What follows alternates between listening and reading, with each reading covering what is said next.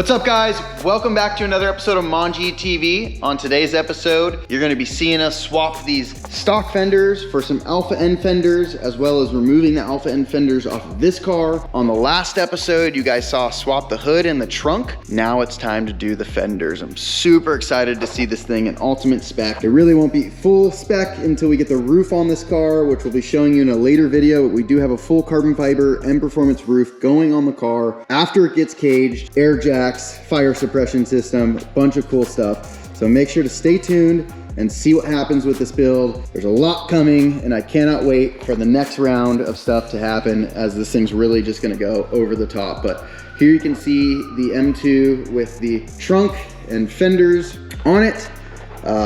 We are going to be pulling these off first, and then I'll be pulling these bad boys off. So nonetheless, let's get to it. Let's not talk about it anymore. Get this car up on jack stands and get these fenders off. All right, guys, so this job is actually quite easy. The hardest part is actually gonna be probably jacking it up and getting your inner fender out. Once you do that, there's actually just 2 bolts right here, which hold the fender to the bumper. The rest of the bolts are fairly easy to get. They're all under here, under the hood. You've got one here, one right under this trim panel, right about here. And there's one more at the back here. There are 2 more, one from the door side going this way, and then one down at the bottom of the fender going this way, and 2 little tabs down at the bottom that locate it, and maybe 3 tabs, but that's literally it. It's very easy to remove these and install them. We're gonna go ahead and get these wheels off, get the inner fender out, and then we'll be going ahead and removing this fender. Kind of sad to be doing this, but also at the same time, it had to be done. I love this car, but to be honest, I've taken too good of care of it, and I just can't seem to pull myself to drive this thing hard or put miles on it. So this car, having a branded title and being, you know, already used for track purposes and whatnot, I can really utilize these parts on here, and I'm so excited to do so. So nonetheless, let's get to it. Let's strip this car down, put it back to stock, and get these fenders off and get the Alpha N's on.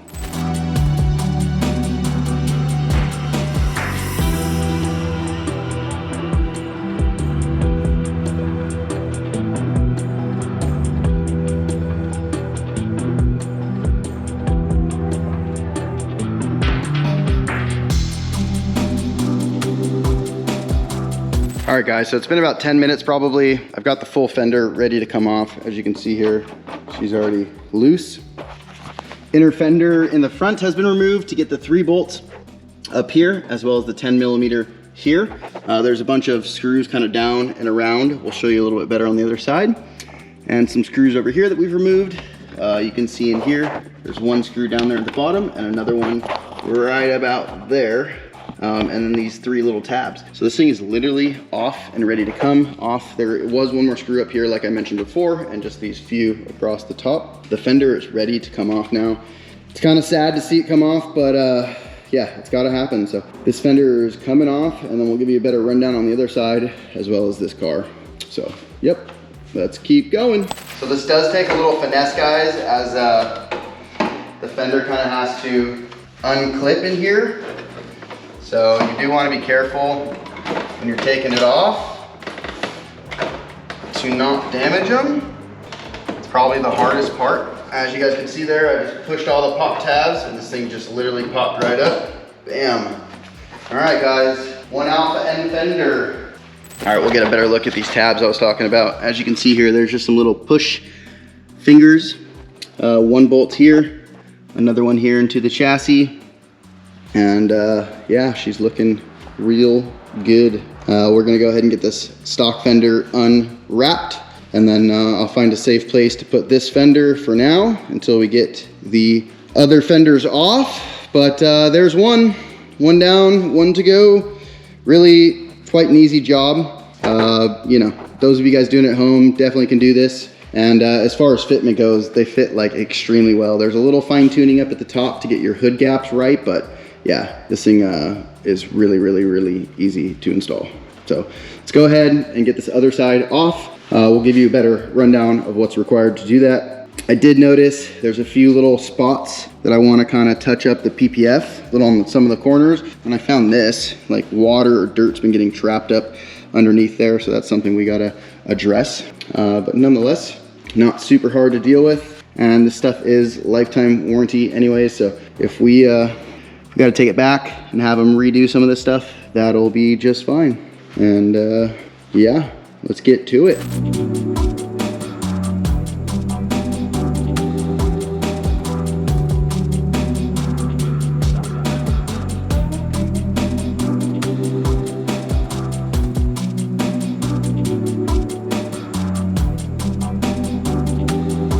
All right guys, I've already gone ahead and removed the wheels.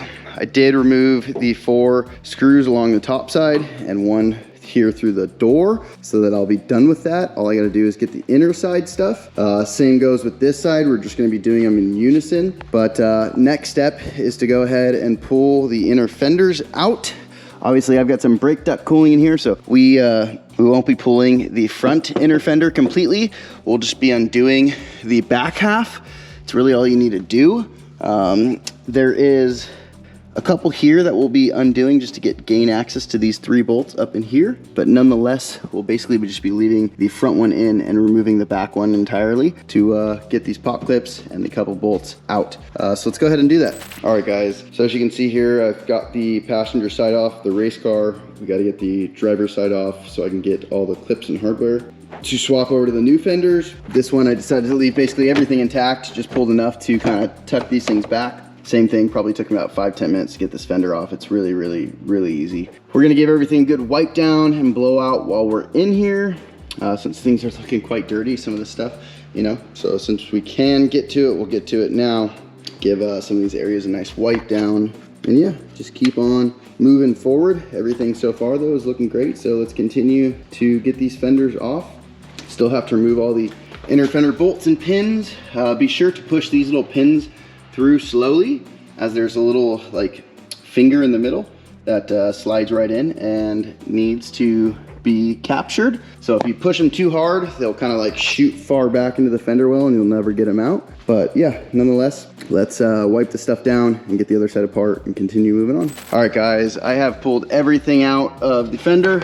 There are 3 bolts up here removed. I do actually have to remove this 10mm, so the last one there. But 3 8mm here, 1 10mm.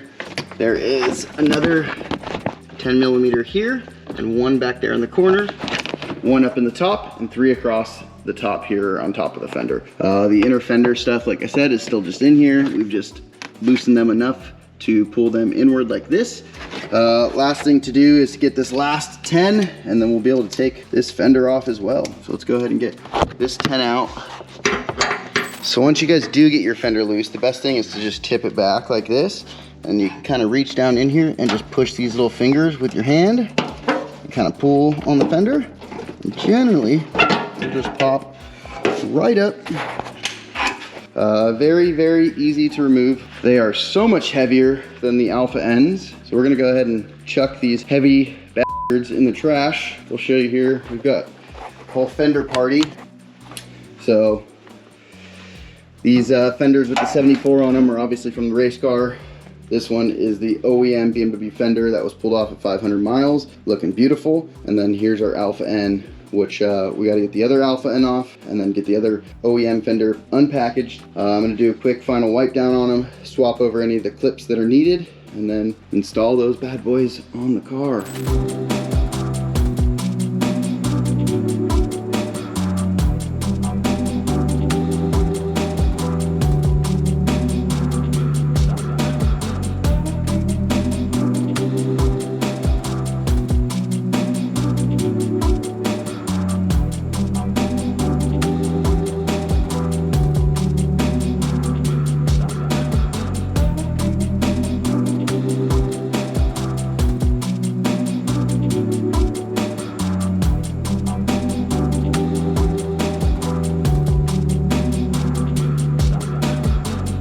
All right guys, passenger side fenders off. We're about to reassemble everything, but this is a great time to go ahead and find all your little clips.